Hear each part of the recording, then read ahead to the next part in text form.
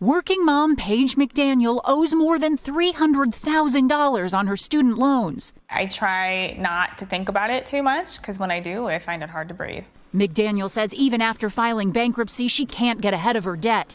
Wayne Johnson, who just resigned as head of the Federal Student Loan Office, says stories like McDaniel's spotlight a system that's failing borrowers. It's not only fundamentally broken, it's definitely broken to its core. Johnson is proposing radical change, making student loan debt forgiveness the centerpiece of his campaign to become a Republican senator from Georgia.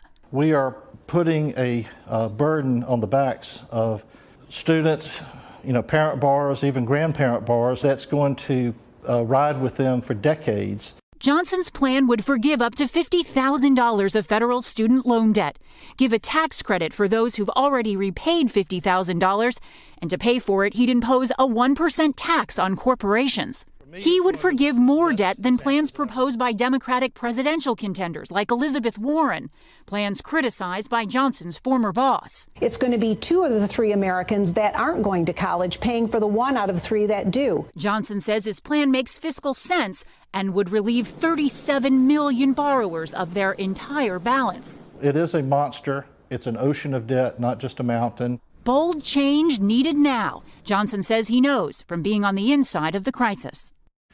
Katie, this is pretty ambitious. Has he taken this idea to President Trump yet? Not yet, Lester, but he says he plans to, and he hopes to gain his support because another part of this plan takes the government out of the student loan business altogether. Hey, NBC News fans, thanks for checking out our YouTube channel. Subscribe by clicking on that button down here and click on any of the videos over here to watch the latest interviews, show highlights, and digital exclusives. Thanks for watching.